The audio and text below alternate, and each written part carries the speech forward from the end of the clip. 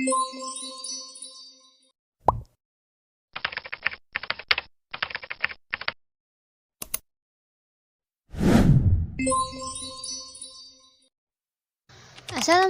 warahmatullahi wabarakatuh. Selamat pagi semua. Semoga kita selalu dalam keadaan sehat ya. Pada kali ini kami dari kelompok 2 yang beranggotakan saya sendiri, Iis Marfuah, Dinda Salsabila, Lela Nur Yuliana, Lea Fatmawati, Ilham Rashid, Aditya Bima Nugraha, Laila Safia, Gina Rohadatul Aish, Trihana Syifa Oktaviana akan menjelaskan materi proses morfologi dan proses morfonemik dengan tujuan agar teman-teman semua mengetahui apa saja dan bagaimana proses morfologi dan proses morfonemik. Nah, untuk lebih jelasnya, mari kita simak penjelasan berikut ini. Morfologi. Apakah teman-teman sudah tahu apa itu morfologi? Jika belum tahu, mari kita simak bersama-sama pengertian morfologi. Secara etimologi, morfologi berasal dari kata morf dan logi. Kata morf memiliki arti bentuk, sedangkan logi berarti ilmu. Jadi secara harfiah, kata morfologi berarti ilmu mengenai bentuk. Proses morfologi. Proses morfologi dibagi menjadi 5. Yang pertama afiksasi, yang kedua reduplikasi, yang ketiga komposisi, yang keempat abrevisasi, dan yang terakhir ada morfofonemik. Selanjutnya, kedudukan morfologi. Morfologi menempati posisi yang strategis dalam ilmu linguistik, yaitu menempati posisi kedua setelah fonologi. Berikut bagan mengenai posisi morfologi dalam ilmu linguistik. Dari tabel tersebut menggambarkan posisi morfologi dalam ilmu kebahasaan. Semakin ke bawah, kajian linguistiknya semakin luas. Selain itu, morfologi juga dimasukkan ke dalam bidang kajian gramatikal atau tata bahasa, sehingga morfologi banyak berkaitan dengan kajian bentuk dan struktur kata. Nah, kita masuk yang pertama, yaitu afiksasi. Apa sih afiksasi itu? Afiksasi merupakan proses pembentukan kata dengan menambahkan imbuhan atau afiks pada bentuk dasar. Nah, untuk ciri-ciri afiksasi sendiri, yang pertama, kata berimbuhan ialah dalam proses terjadinya kata-kata, terjadi pula perubahan kelas pada bentuk dasarnya. Yang kedua, kata berimbuhan ialah kata-kata yang terdiri lebih dari satu morfem dan salah satunya berupa afiks. Yang ketiga, kata berimbuhan ialah kata-kata yang mempunyai makna gramatikal. Menurut posisi meletakkan bentuk dasarnya, afiks dapat diklasifikasikan menjadi 8. Untuk yang pertama, prefiks atau awalan. Prefiks merupakan afiks yang dibubuhkan atau ditambahkan di depan bentuk dasar dalam proses pembentukan kata. Contoh prefiks yaitu di, ter, ke, se, men. Nah, untuk men sendiri memiliki varian morfem seperti me, mem, men, men, meng, menye, menge. Dan selanjutnya ada pen, pra, a, per, ber, dan sebagainya. Nah, contoh kata yang menggunakan prefiks adalah bersama. Prefiks ber dalam kata bersama. Yang kedua, contohnya memberi. Terdapat prefiks mem dalam kata memberi. Yang ketiga, mengajar. Prefiks meng pada kata mengajar. Yang kedua, infiks. Infiks merupakan afiks yang dibubuhkan atau ditambahkan di tengah bentuk dasar dalam proses pembentukan kata. Contoh infiks, dan in. Contoh kata yang menggunakan infiks adalah kata telunjuk. Infiks pada kata telunjuk. Contoh lainnya pada kata seruling. Infiks pada kata seruling. Dan contoh berikutnya pada kata kinerja. Infiks in pada kata kinerja. Yang ketiga, sufiks atau akhiran.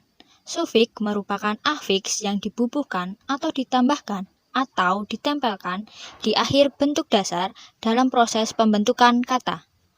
Contoh sufiks, ada sufiks asli seperti an, kan, dan i.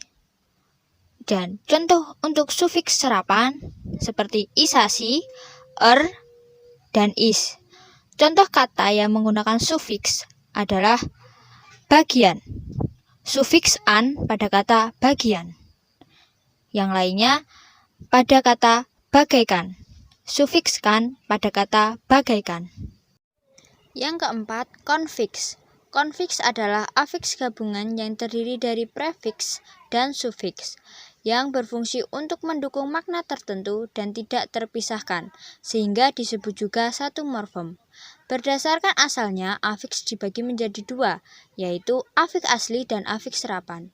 Afiks asli bersumber dari bahasa Indonesia, seperti men, ber, ter, el, el, kan, dan sebagainya. Sedangkan afiks serapan bersumber dari bahasa asing ataupun bahasa daerah seperti man, isme, isasi, dan sebagainya. Contoh konfiks pada kata menggambarkan. Afiks men dan kan pada kata menggambarkan. Contoh yang lainnya pada kata pengadilan. Afiks pen dan an pada kata pengadilan. Dan contoh selanjutnya pada kata pendidikan. Afiks pen dan an pada kata pendidikan. Selanjutnya yaitu interfiks. Interfiks sebagai afiks yang muncul di antara dua elemen yang membentuk kata majemuk. Kata interfiks berasal dari bahasa Latin inter yang berarti berada di antara dan fixus yang berarti melekat. Contohnya interfiks O dalam kata morfologi. Morph dan logi memiliki lema tersendiri dalam kamus Webster's New World. Gabungan kedua kata ini memerlukan interfiks O, sehingga gabungannya bukan morfologi, melainkan morfologi. Istilah morfologi dalam bahasa Indonesia tidak dapat dianggap memiliki interfiks O karena hanya kata morph yang ada dalam lema KBBI, tidak ada lema logi. Yang keenam yaitu simulfiks. Definisi simulfiks dapat dilihat dari asal katanya dalam bahasa Latin simulatus yang berarti bersamaan dan membentuk, serta fixus yang berarti melekat. Menurut Krida Laksana DLL pada tahun 1985, simulfiks adalah afiks yang dimanifestasikan dengan ciri-ciri segmental yang dileburkan pada bentuk dasar. Dalam bahasa Indonesia, simulfiks dimanifestasikan dengan nasalisasi dari fonem pertama suatu bentuk dasar. Simulfiks masih dianggap hanya terdapat dalam bahasa Indonesia tidak baku.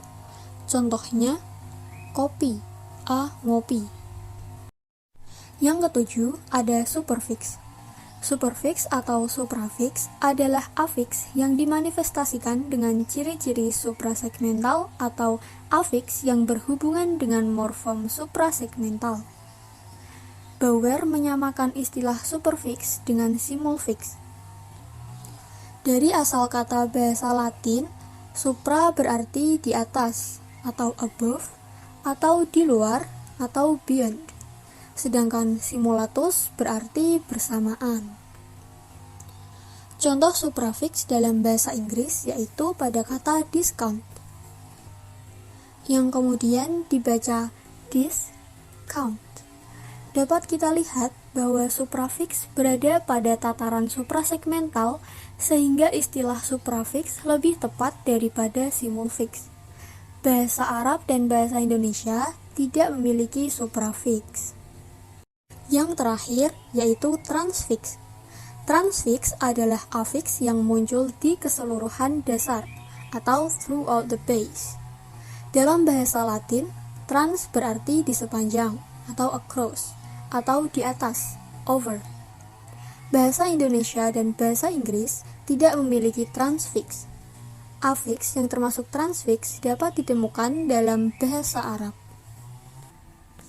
Sebagai contoh yaitu transfix AAA.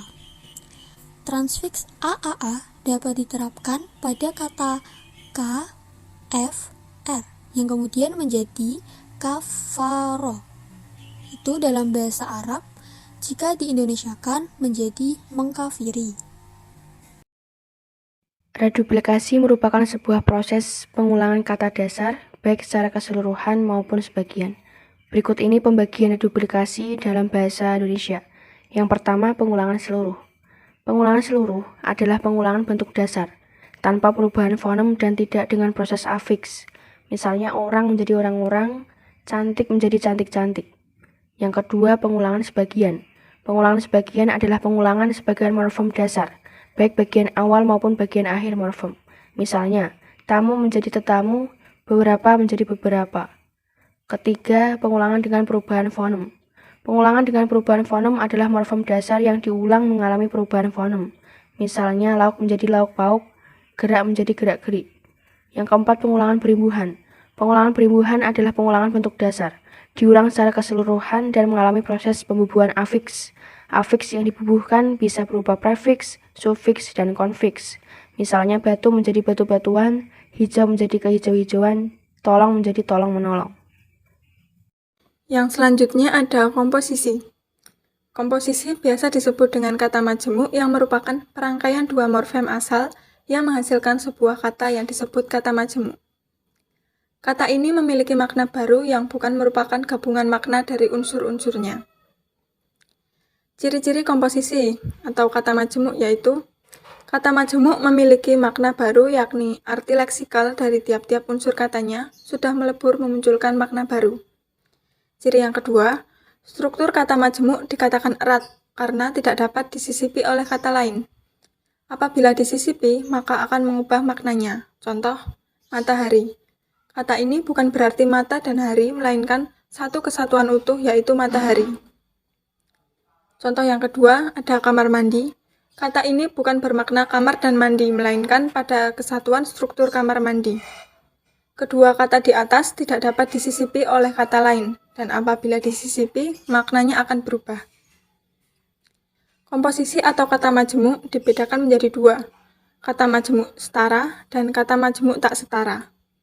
Kata majemuk setara disebut juga kata majemuk kompulatif atau kata majemuk gabungan, yakni kata majemuk yang kedudukan setiap unsurnya dalam kata majemuk sama atau sederajat. Kata majemuk setara terbagi menjadi 3 jenis, yaitu yang pertama, bagian-bagiannya terdiri dari wakil-wakil keseluruhan yang dimaksud, misalnya kaki tangan, tikar bantal. Yang kedua, bagian-bagiannya terdiri dari kata-kata yang berlawanan, misalnya besar kecil, tua muda, tinggi rendah. Yang ketiga, bagian-bagiannya terdiri dari kata-kata yang maknanya hampir sama, misalnya panjang lebar, susah payah, hancur lebur. Kata majemuk tak setara. Kata majemuk tak setara disebut juga kata majemuk determinatif, yakni kata majemuk yang kedudukan setiap unsurnya dalam kata majemuk tidak sama. Kata majemuk tak setara terbagi menjadi 2 jenis, yaitu kata majemuk dengan susunan DM atau diterangkan-menerangkan, dan kata majemuk dengan susunan MD atau menerangkan-diterangkan. Contoh kata majemuk dengan susunan DM atau diterangkan-menerangkan yaitu raja muda, orang tua, rumah obat. Sedangkan contoh dari kata majemuk dengan susunan MD, menerangkan-diterangkan, yaitu purbakala, bumi putra, maharaja. Untuk materi keempat yaitu abreviasi. Abreviasi ada beberapa jenis. Yang pertama, pemenggalan, yaitu pembentukan kata melalui suku dari suatu morfem yang muncul dalam bahasa lisan. Contohnya, bu, pak, kak. Lalu yang kedua ada kontraksi. Kontraksi itu proses pembentukan kata dengan cara meringkas morfem dasar. Contohnya, kenapa, begini, begitu. Kemudian yang ketiga ada akronim, yaitu proses pembentukan kata dengan cara penggabungan huruf atau dilafalkan sebagai kata dan dipakai sebagai hiburan. Contohnya manula, batita, balita. Kemudian yang keempat ada singkatan, yaitu proses pembentukan kata melalui pemendekan huruf. Contohnya seperti MPR, DPR, SMP atau SMA. Yang kelima adalah lambang huruf, yaitu proses pembentukan kata yang menghasilkan satu huruf atau lebih yang menggambarkan konsep. Contohnya gram, sentimeter. Lalu yang keenam ada perubahan intern, yaitu proses pembentukan kata melalui perubahan vokal atau konsonan terdapat di morfem dasar. Contohnya dewa-dewi, muda-mudi, saudara-saudari. Lalu yang terakhir ada pergeseran kategori, yaitu pergeseran kelas kata sebagai akibat proses morfologi. Suatu morfem yang awalnya tergolong kelas kata benda menjadi kelas kata kerja. Contohnya makan makanan, minum minuman, atau kerja kinerja.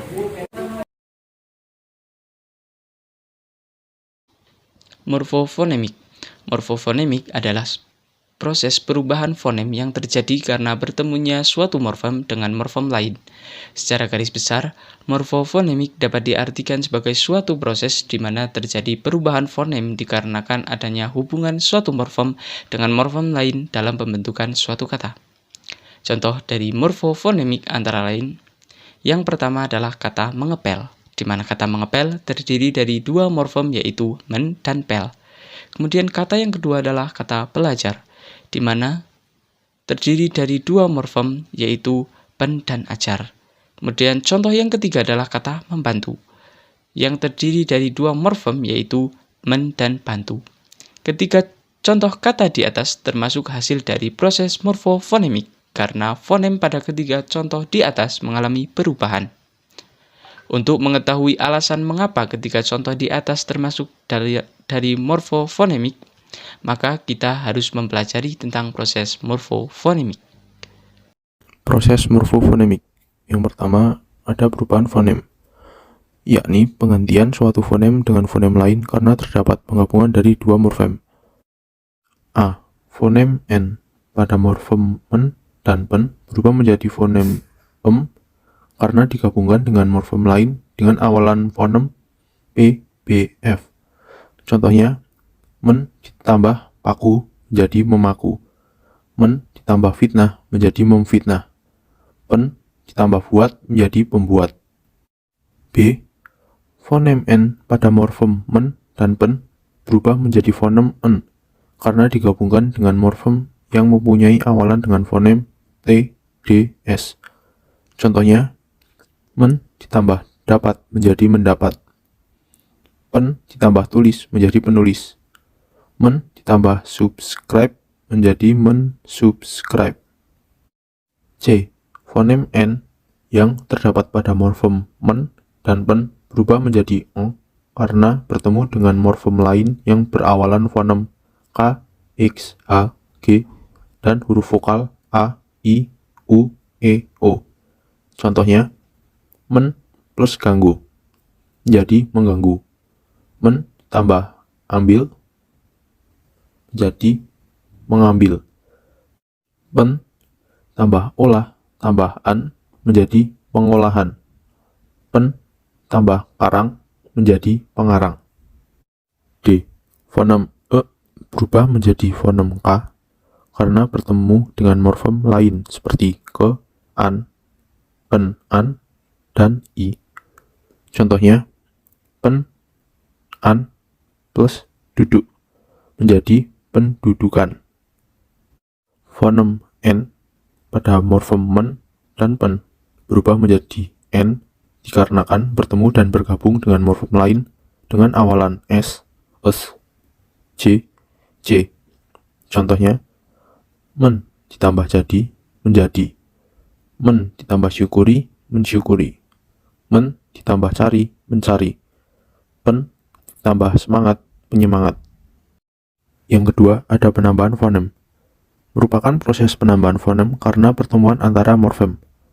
A. Penambahan fonem E pada morfem men dan pen yang diikuti morfem lain yang terdiri dari satu suku kata.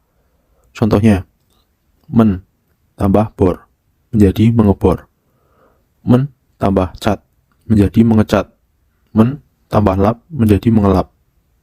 B. Penambahan fonem E karena pertemuan morfem an, kean, penan, peran dengan bentuk dasar yang berakhir dengan vokal A. Contohnya, kean tambah cinta menjadi kecintaan. Per-an tambah rasa menjadi perasaan. An tambah duga menjadi dugaan. C. Penambahan fonem Y pada morfem an, ke-an, pen-an, per-an karena bertemu dengan morfem yang berakhiran fonem I, ai. Contohnya, ke-an tambah damai menjadi kedamaian. Per-an tambah api menjadi perapian. An ditambah hari menjadi harian. D. Penambahan fonem W pada morfem ke, an, pen, an, per, an dikarenakan o, u, au. Contohnya, ke-an tambah tahu menjadi ketahuan. Per-an ditambah satu menjadi persatuan. Pen-an tambah temu menjadi penemuan. Ke-an ditambah pulau menjadi kepulauan. Yang ketiga, ada proses penghilangan fonem. Proses penghilangan fonem terjadi karena adanya pengurangan atau penghilangan salah satu fonem pada morfem yang berhubungan dengan morfem lain. A. Penghilangan fonem pada morfem yang berawalan P, S, K, T dikarenakan bertemu dengan morfem men dan pen. Contohnya, men ditambah paksa menjadi memaksa. Men ditambah kurung menjadi mengurung. Men ditambah sikat menjadi menyikat. Pen ditambah tanya menjadi penanya. B. Penghilangan fonem en pada morfem men dan pen karena bertemu dengan morfem yang berawalan dengan fonem y, l, r, w, dan nasal seperti n dan eng. Contohnya, men ditambah lompat menjadi melompat. Men ditambah racik menjadi meracik. Pen ditambah nyanyi menjadi penyanyi. C. Penghilangan fonem r pada morfem ber, per, dan ter dikarenakan bergabung dengan bentuk dasar morfem yang suku pertamanya r ataupun bentuk morfem yang setelah fonem awal diikuti dengan fonem er. Contohnya, ber ditambah reproduksi menjadi bereproduksi. Ter ditambah perangkap menjadi terperangkap. Per ditambah ramu menjadi peramu.